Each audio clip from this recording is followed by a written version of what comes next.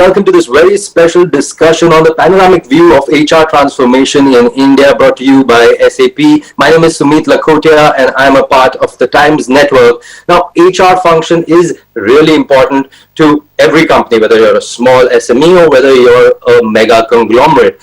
And now, with especially with the pandemic and the lockdown, things have changed so much. So definitely the HR function comes more into the spotlight. It's also really important to see how things have changed, not just during the pandemic, but even before that. How have the processes changed? How are things being done differently? What's been the impact of technology? To discuss all of this, I have a stellar panel with me. Allow me to introduce my experts. We have Ms. Kavita Kulkarni. She's the CHRO at Varroc. Mr. Sailesh Singh, he's the Director and Chief People Officer at Max Life. Mr. Piyush Mehta, he's the CHRO at Jenpack.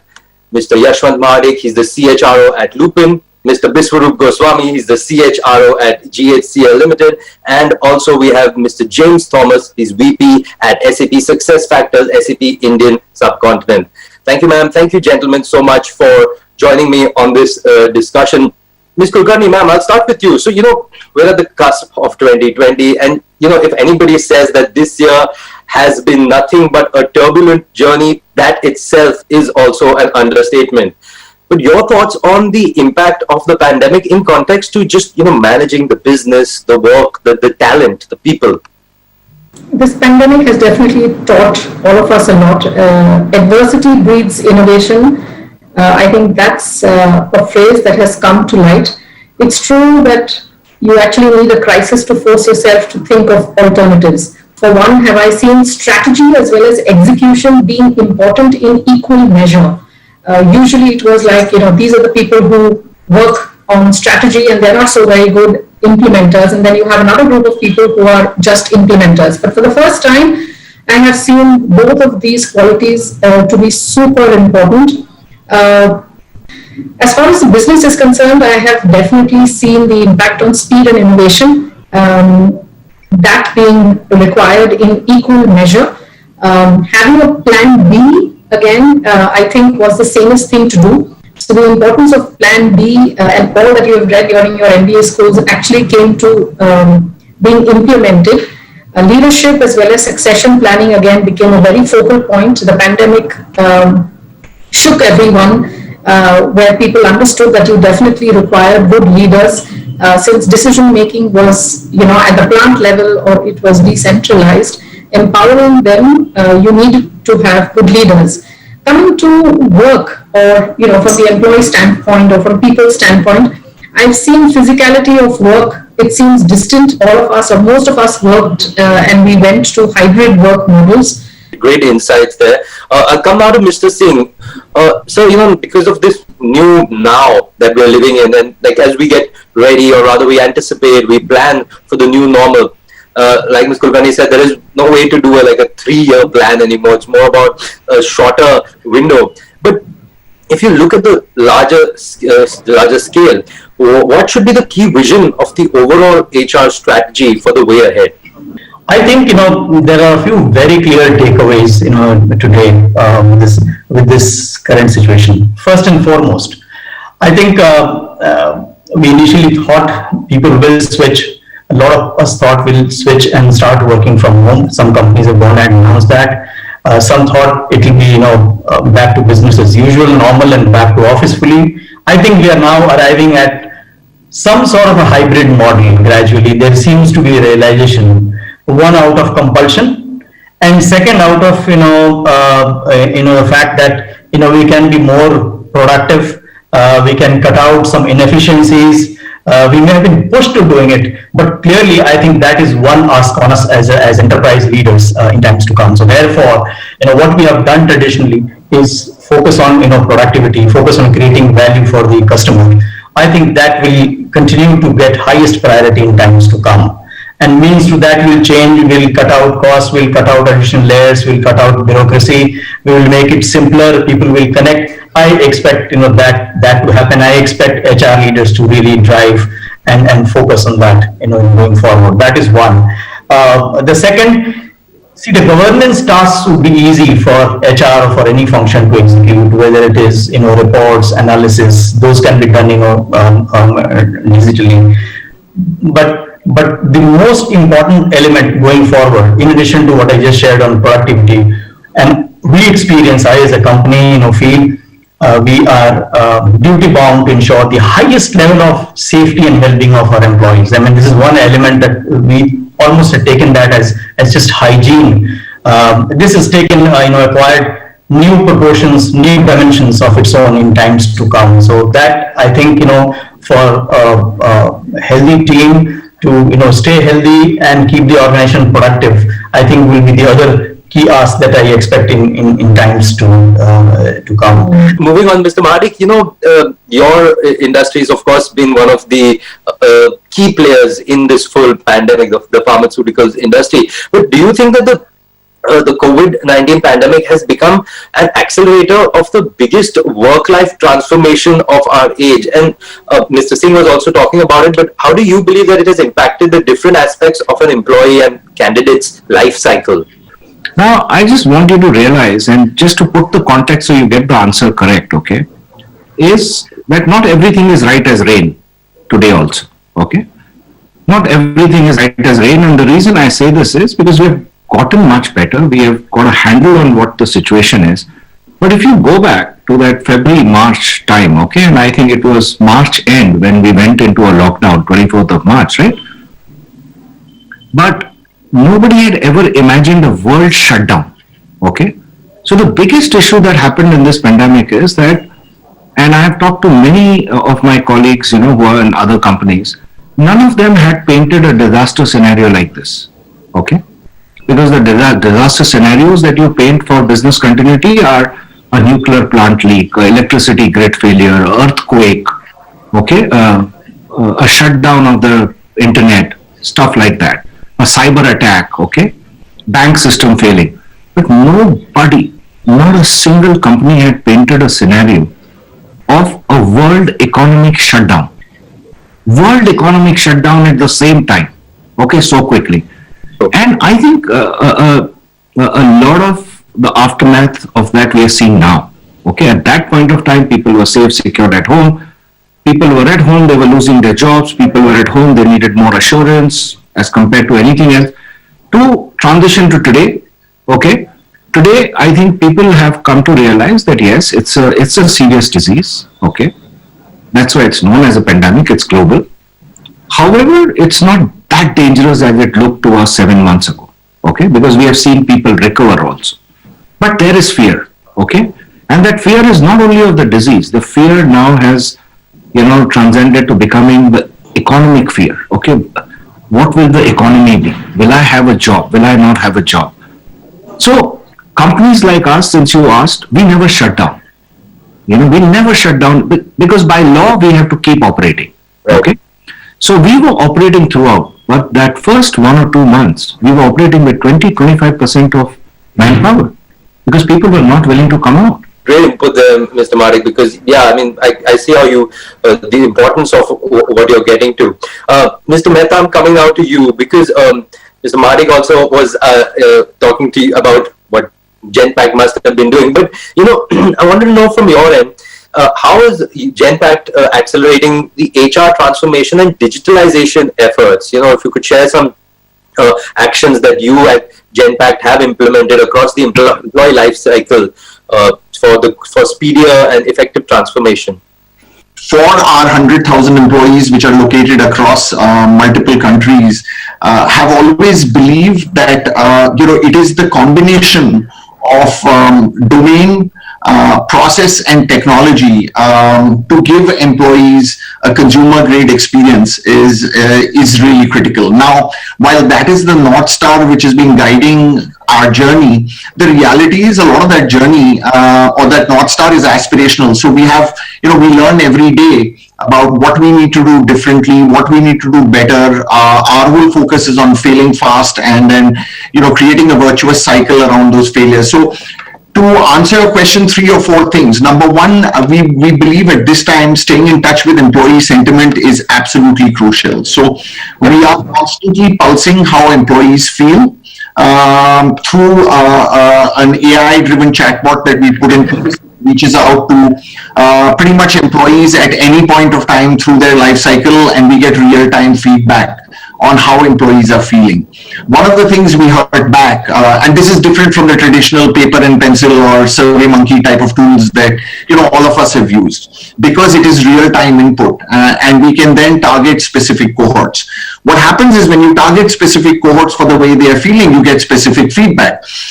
So mental well-being and wellness, or depending on whatever we want to call it, has become a big deal. In HR transformation, what happens is that the ROI is really important there for investments made.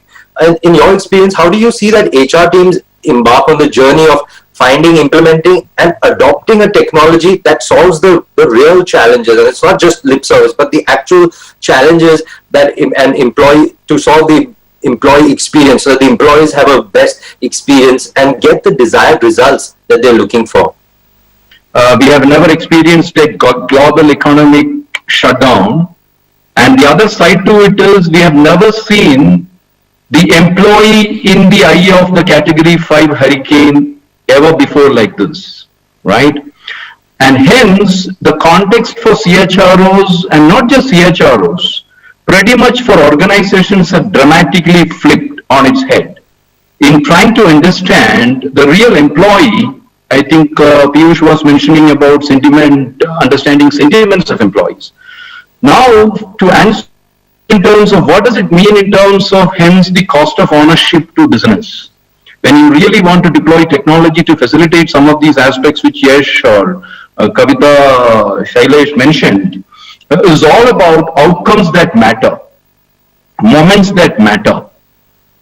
Employees are increasingly becoming conscious to this karma, dharma kind of philosophies that existed in the Indian mythology for long. It is really coming to the forefront in the way employees are looking at what does it really matter to them. And is the organization really sensitive to moments that matter? Technology is no longer a buzzword, right? I mean, Piyush mentioned using AI, ML and a chatbot, but the reality to that outcome is he and his team is trying to gauge the sentiment of employees in terms of what exactly are they feeling at this point in time, or today, or yesterday, etc. And any technology, unless you really get into the context of those things and balance the investment with this aspect today, increasingly, of what is the outcome that matters through the technology, how is my business and this employee in the center of this whole pandemic, or the center of this business is going to redefine their pursuits.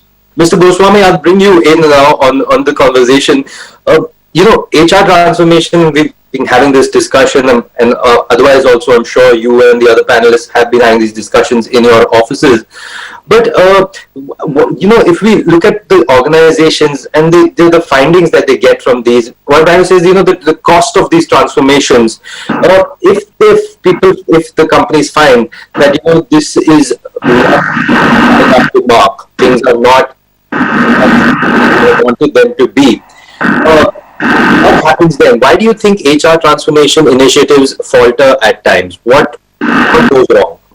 Be it a digitization journey or be any kind of transformation that the business is going through, what we need to see is how are you doing the change management part of it.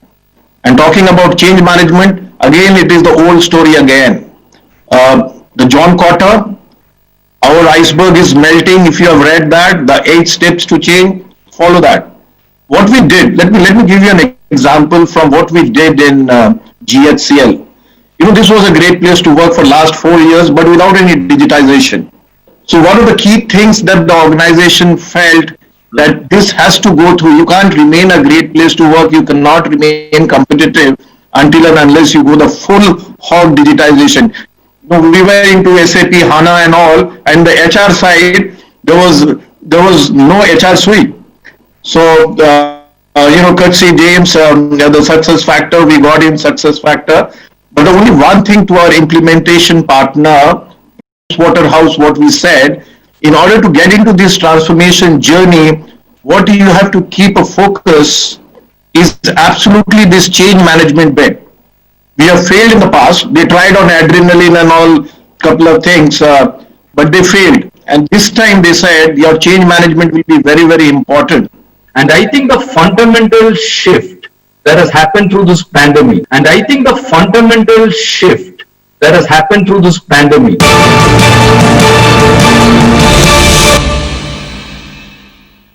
Mr. Singh, your sector, like Mr. Mahadik's sector, was a sector that kind of never shut shop. It had to be on even during the lockdown.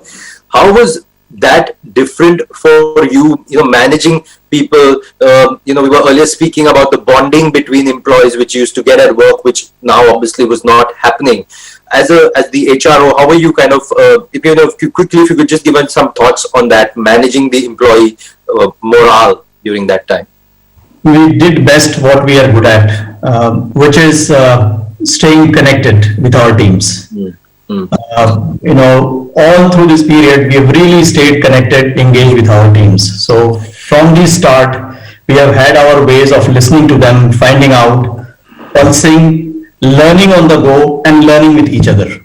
This is what we are good at, and we have done this. I often take recourse to poetry to share some of my sentiments. So if with your permission, I'm reminded of these lines, which in times of uncertainty, and as I hear the panelists talk, and the pandemic continues to evolve, and we continue to be in uncharted territory, I'm reminded of these lines, which will also aptly summarize how we have approached our own situation. So the Shair says, "Kahin fisal na jao, jara संभल के रहना, कहीं फिसल ना जाओ, जरा संभल के रहना, मौसम बारिश का भी है और मोहब्बत का भी है."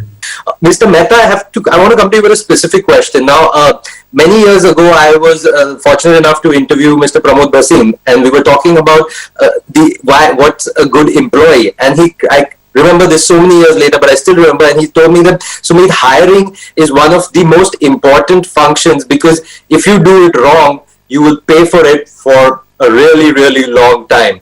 So my question to you, Mr. Mehta, is how do you identify a good employee, especially in a scenario like this, where you're not meeting that person face to face, maybe interviews are happening on Zoom?